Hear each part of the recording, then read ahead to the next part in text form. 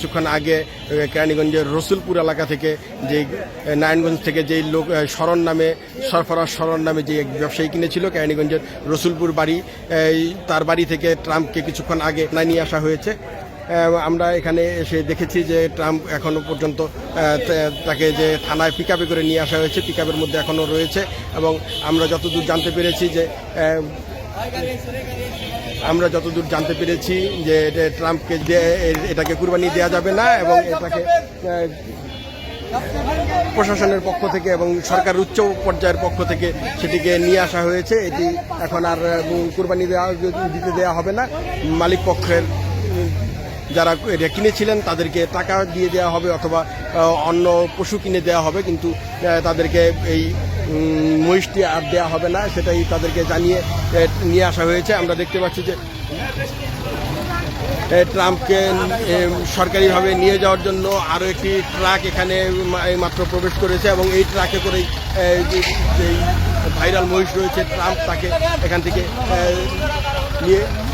নিয়ে যাওয়া হবে।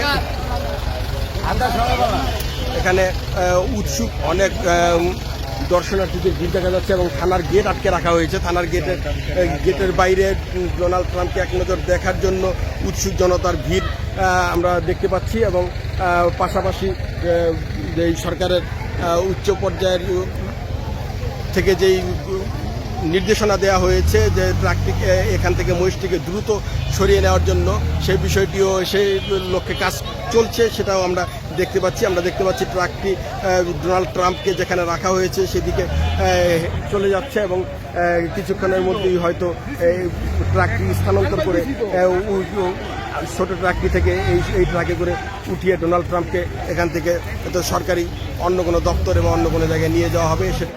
আমরা যে ক্রেতা রয়েছে তার সাথে আমরা আলাপ করে জানতে পেরেছি যে তাদেরকে যে কুরবানির পশুর যে মূল্য রয়েছে সেই মূল্য তাদেরকে ফিরিয়ে দেওয়া হবে এবং তারা এটাকে নিজের স্বইচ্ছাই এবং কোনো প্রকার চাপের ঊর্ধ্বে উঠেই তারা এটাকে ফিরিয়ে দিচ্ছেন, এমনটাই তারা জানিয়েছেন। আমরা এখন কথা বলে জানার চেষ্টা করব, যে ক্রেতা রয়েছেন তার সাথে আমরা এই বিষয়টি নিয়ে কথা বলার চেষ্টা করব। একটু আন্তর্জাতিকভাবে একটা আলোচনা সমালোচনা তৈরি হইতেছে বিভিন্ন দেশের মাধ্যমে। আমরা চাই বাংলাদেশের এই মহিষটিয়া যাতে বাংলাদেশের সাথে কারোর সাথে বৈরী সম্পর্ক তৈরি না হয়, সবাই যাতে সুন্দরভাবে। আর এটা আমাদের মহামান্য প্রধানমন্ত্রী তারেক রহমান সাহেবের দৃষ্টিগোচর হয়েছে। উনি স্বরাষ্ট্র মন্ত্রণালয়কে বিষয়টা দেখার জন্য বলছেন। উনার সম্মানার্থে আমরা এই মহিষটাকে এখন প্রাণী সম্পদ মন্ত্রণালয়ের হাতে তুলে দেব। কত টাকায় পাচ্ছেন আপনারা?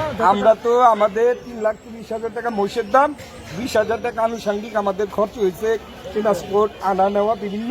আমরা 3.5 লাখ টাকাই দাবি করি। কালকে তো কোরবানি, আপনারা কি টাকা পেয়েছেন বা কোনো? আমরা টাকা কিছুক্ষণের মধ্যে পেয়ে যাব। আমাদের সম্মানিত যুবদল, বাংলাদেশ জাতীয় যুবদলের সিনিয়র সভাপতি রেজকুল পল ভাই, উনিও আমাদেরকে নির্দেশনা দিয়েছেন। প্রশাসন আন্তরিক, আশা করি কিছুক্ষণের মধ্যে আপনারা দেখতে পাবেন আমরা টাকা তাদের কাছ থেকে পাবো বলে আশা। আপনারা ব্যতিক্রমী কোনো উদ্যোগ নিয়েছেন কিনা কোরবানি করার জন্য? আমরা এখন এটা কোরবানি তো করতেই হবে, নিয়োগ করছিলাম এটা কোরবানি করবো, কিন্তু যেহেতু একটা বিতর্ক, মনে কষ্ট থাকার পরেও বিতর্কের ঊর্ধ্বে থাকার জন্য আমরা বিকল্প পশু ক্রয় করে কোরবানি দেওয়ার চিন্তা ভাবনা।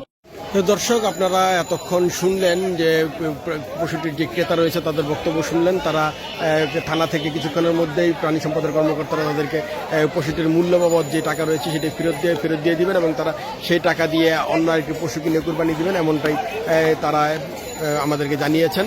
এবং আমরা জানতে পেরেছি যে পশুটিকে কিছুক্ষণের মধ্যেই